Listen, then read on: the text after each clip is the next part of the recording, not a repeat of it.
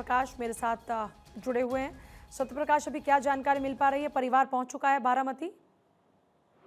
देखिए, अजीत पवार का परिवार फैमिली पूरी तरह से बारामती पहुंच चुकी है। अभी थोड़ी देर पहले रोहित पवार अजीत पवार का अंतिम दर्शन करने पहुंचे थे हॉस्पिटल में। उनके साथ कृष्ण मैया भी मौजूद थे। शरद पवार खुद अजीत पवार का पार्थिव शरीर देख कर गए हैं। ऐसे में शरद पवार वापस सिल्वर वॉक लौट गए हैं, ये जानकारी मिल रही है। हालांकि शायद शरद पवार वापस से आएंगे अजीत पवार के घर पर, लेकिन एक बार शरद पवार आकर वापस लौटे हैं और सुप्रिया सुले भी लगातार वहां पहुंची हुई है। और तमाम लोग जो है अब दुख व्यक्त कर रहे हैं सोशल मीडिया के जरिए, ट्विटर के जरिए, और हर कोई एक ही बात कर रहा है कि अजीत पवार के जाने से महाराष्ट्र की राजनीति का एक सूर्य अस्त हो गया है। क्योंकि अजीत पवार का जो व्यवहार था और स्वभाव था बिल्कुल अलग था, बिल्कुल अलग थलग होकर वो लोगों के लिए काम करते थे और हमेशा से राजनीति को सर्वोपरि मानकर वह काम किया। उन्होंने हमेशा से समाज सेवा को सर्वोपरि मानकर उन्होंने काम किया है। और जैसा कि जो भी उनके साथ जुड़े हैं वह अपने अपने अनुभव जो है शेयर कर रहे हैं सोशल मीडिया पर और बता रहे हैं कि कैसे अजीत पवार के साथ उनके व्यवहार रहे, कैसे उनकी कुशलता रही है, कैसे अजीत पवार के साथ का अनुभव लोग शेयर कर रहे हैं।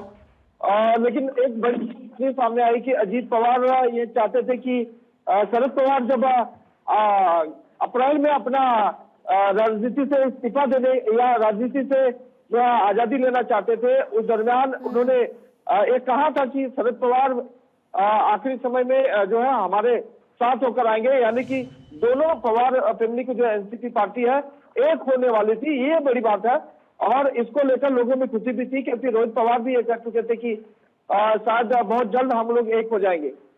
तो अब एक होने के पहले ही अजीत पवार का अलग हो जाना बिल्कुल ये बताता है कि कैसे अजीत पवार संयोजक के तौर पर देखे जाते थे और उनकी कोशिश भी थी कि पवार फैमिली को एक किया जाए, एक साथ जो है राजनीति की जाए, एक साथ जो है लेकर चला जाए।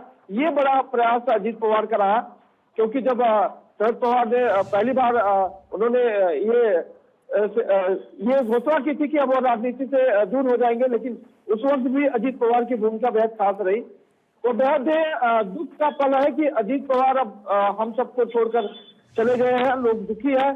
सबसे बड़ी बात, बारामती से लेकर पुणे तक हजारों कार्यकर्ता के आंसू जो है रुक नहीं रहा है। हर कोई जो है उन्हें याद कर रहा है, उनके कामों को याद कर रहा है, उनके व्यवहार को लेकर याद कर रहा है।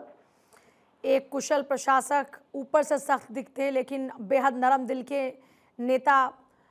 लोग कहते हैं कि उनके लिए वो भाई जैसे थे। सत्यप्रकाश, बिल्कुल, देखिए अजीत पवार के व्यवहार ही ऐसा था कि हर कोई उन्हें अपना भाई मानता था, हर कोई उन्हें अपना समझता था। क्योंकि जब लाडली बहना की बात आई तब भी अजीत पवार देखिए सबसे आगे आकर लाडली बहना से मिलने और लाडली बहना को यह समझाने की कोशिश की हर किसी को भी जो योजना है उसका लाभ मिलना चाहिए। और अजीत पवार खुद जो है एक नाथ शिंदे जी के साथ बैठक करके इस बात की घोषणा की थी कि किसी को भी इस योजना से वंचित न किया जाए, संभव प्रयास रहे कि हर बहना को योजना मिलना चाहिए। तो कहीं ना कहीं अजीत पवार एक अच्छे संयोजक की तरह जरूर थे।